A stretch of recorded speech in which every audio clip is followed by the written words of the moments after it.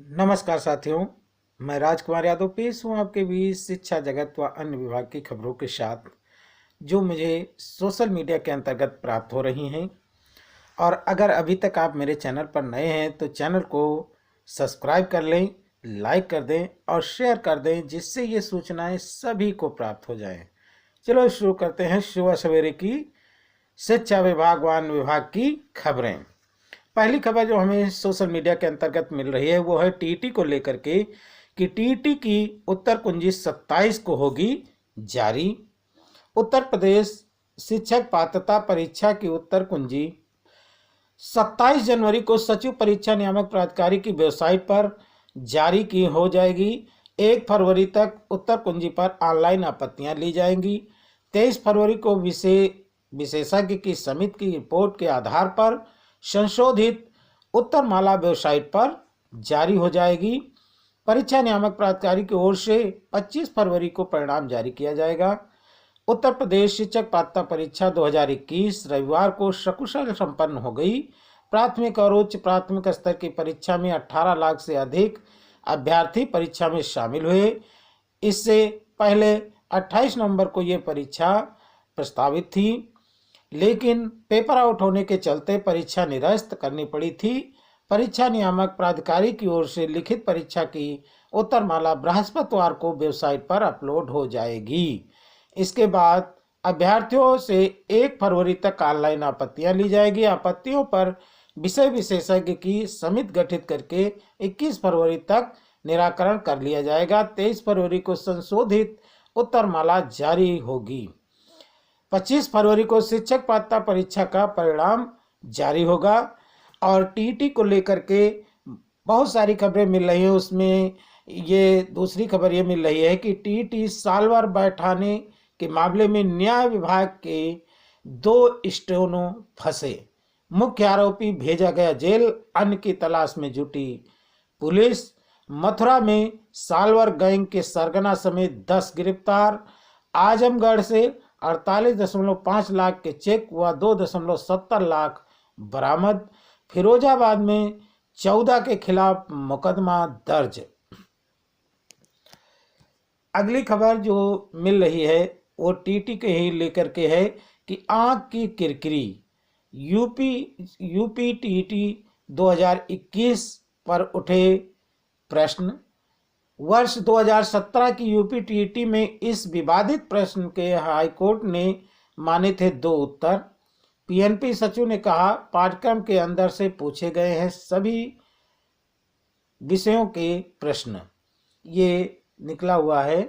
और आजमगढ़ से सालवर गैंग के 22 गिरफ्तार, 3 लाख रुपए नकल कराने का किया था सौदा। टीटी को लेकर के मथुरा, फिरोजाबाद, आजमगढ़, मऊ, मेरठ में नकल कराने वाले सालवर गैंग के सरगना समेत 47 लोगों को पुलिस ने गिरफ्तार किया है। ये खबर सोशल मीडिया पर टीटी को लेकर के निकली है। इसी के अंतर्गत टीटी को लेकर के कि लेखपाल और सालवर समेत सभी आरोपित भेजे गए जेल। आरोपितों की तलाश में चल रही छापेमारी, अभ्यर्थी भी होंगे गिरफ्तार। अगली खबर जो मिल रही है वो है शिक्षा जगत से कि शिक्षा जगत के मुद्दे चुनावी चर्चा से बाहर। बहु प्रचलित नई शिक्षा नीति नहीं बन पाई। कोई मुद्दा वर्चुअल माध्यम पर निर्भरता भी नहीं कर पा रही ध्यान आकर्षण। ये निकला हुआ है सोशल मीडिया के अंतर्गत। अगली खबर जो सोशल मीडिया के अंतर्गत मिल रही है वो है पुरानी पेंशन लागू न हुई तो रेल कर्मी करेंगे उग्र आंदोलन। डीआरएस ऑफिस में रेल कर्मियों ने किया प्रदर्शन, जमकर हुई नारेबाजी। ये प्रयागराज से खबर निकल के सामने आ रही है। और लखनऊ से नई पेंशन योजना को सही ठहराने का विरोध। ये नई पेंशन योजना को सही ठहराने के संबंधी कुछ संगठनों के बयान का विभिन्न कर्मचारी संगठनों ने विरोध किया है। उन्होंने कहा है कि पुरानी पेंशन बहाली का समर्थन करने वाली पार्टियों का ही वो समर्थन करेंगे। उत्तर प्रदेश राजकीय नर्सेस संघ के महामंत्री अशोक कुमार ने कहा कि कुछ कर्मचारी संगठनों द्वारा नई पेंशन का समर्थन करने व सीएम से मिलकर उनके कार्य में सरकारी कर्मचारियों के खुश होने की बात कहना न्यायोचित नहीं है। इसी क्रम में शिक्षा विभाग से जो अगली खबर मिल रही है वो है, नई शिक्षा नीति के तहत विद्यालयों में शुरू होंगी कोर्स। वाराणसी से ये खबर निकल के आई है कि नई शिक्षा लागू होने के बाद सरकारी स्कूलों का शैक्षणिक माहौल बदलेगा। प्राथमिक स्कूलों में सबसे अधिक जोर भाषा और गणित की शिक्षा पर दिया जाएगा। इसके तहत प्राथमिक स्कूलों में कक्षा जो है 1 से 5 तक के सब बच्चों को भाषा और गणित की बेहतर शिक्षा दी जाएगी। स्कूली बच्चों की भाषा को समृद्ध किया जाएगा, वहीं गणित विषय को सहज तरीके से पढ़ाया जाएगा। ये सारी चीज़ें सोशल मीडिया के अंतर्गत प्राप्त हो रही हैं। अगली खबर जो हमें मिल रही है वो है, परिणाम घोषित होने के 2 साल बाद आपत्ति दाखिल करने का अधिकार नहीं। क्या है पूरा मामला? ये सहायक अध्यापक भर्ती मामला है। इसमें इलाहाबाद हाईकोर्ट ने 2018 के सहायक अध्यापक भर्ती की उत्तर पुस्तिका के पुनर्मूल्यांकन के बाद मिले अंक पर 2 साल बाद दाखिल याचिका पर हस्तक्षेप करने से इनकार कर दिया। कोर्ट ने कहा 2018 में ही पुनरीक्षित अंतिम परिणाम घोषित किया गया। याची ने उस समय कोई आपत्ति नहीं की। अंतिम रूप से घोषित परिणाम पर बाद में आपत्ति करने का अधिकार नहीं है। यह आदेश न्यायमूर्ति RR अग्रवाल ने वंदना गुप्ता की याचिका को खारिज करते हुए दिया है। और इसमें ये भी याची ने सहायक अध्यापक भर्ती 2018 का परिणाम घोषित होने के 2 साल बाद जो अर्जी दी थी उसकी स्कैन कॉपी मांगी गई है। याची को 61 अंक मिले थे और 17 फरवरी 2019 को पुनर्मूल्यांकन परिणाम में बढ़कर याची के 66 अंक हो गए। सामान्य व पिछड़े वर्ग अभ्यर्थी के कटाफ अंक 67 थे। याची 1 अंक से पीछे रह गई तो उसने 2 सवालों 44 और 52 के जवाब पर आपत्ति करते हुए कहा कि उसके उत्तर सही हैं, जबकि सी सीरीज की मॉडल उत्तर कुंजी 5 जून 2018 को जारी कर दी गई थी। कोर्ट ने कहा पुनरीक्षित परिणाम 18 जून 2018 को जारी कर दिया गया था। याची को उसी समय आपत्ति उठानी चाहिए थी।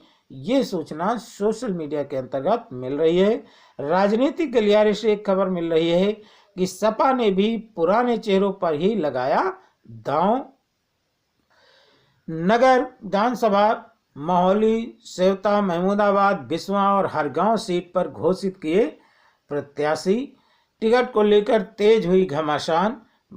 ये सारी जो खबरें हैं वो सोशल मीडिया के अंतर्गत प्राप्त हो रही हैं। अगली खबर जो हमें ज्ञानपुर से मिल रही है उसमें है कि BSA दफ्तर में आज लगेंगे बूस्टर डोज। जिला बेसिक शिक्षा अधिकारी कार्यालय समेत जिले के समस्त BRC पर मंगलवार से कोविड-19 बचाव के बूस्टर डोज लगेंगे। ये सूचना मिल रही है।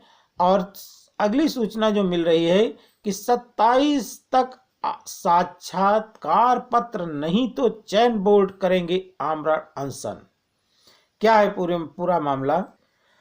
अशासकीय सहायता प्राप्त एडेड माध्यमिक विद्यालयों में प्रधानाचार्य भर्ती 2013 को उत्तर प्रदेश माध्यमिक शिक्षा सेवा चयन बोर्ड 8 साल बाद भी नहीं कर सका है।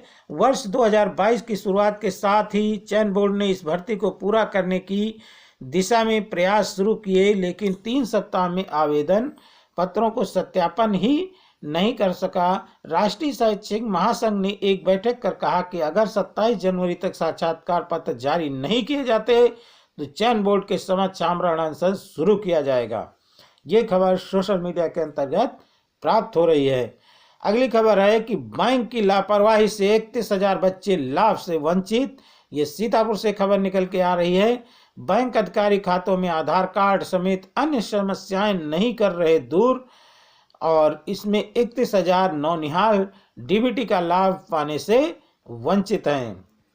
अगली खबर मिल रही है कि फरवरी में 10वीं और 12वीं की कक्षाएं शुरू होने के आसार हैं और स्कूल खुलते ही शुरू होगी प्रायोगिक परीक्षाओं की तैयारी। कोरोना के कारण राजधानी स्कूल में लंबे समय से बंद हैं, लेकिन अब 10वीं और 12वीं के विद्यार्थियों के लिए जल्द स्कूल खोले जा सकते हैं। अगली सूचना जो हमें मिल रही है वो है अब व्हाट्सएप ग्रुप पर भेजी जाएगी शिक्षण सामग्री। कक्षा 1 से 8 तक के छात्र छात्राओं के लिए अप्रैल 2020 से संचालित ई पाठशाला का छठा चरण अब शुरू हो गया है।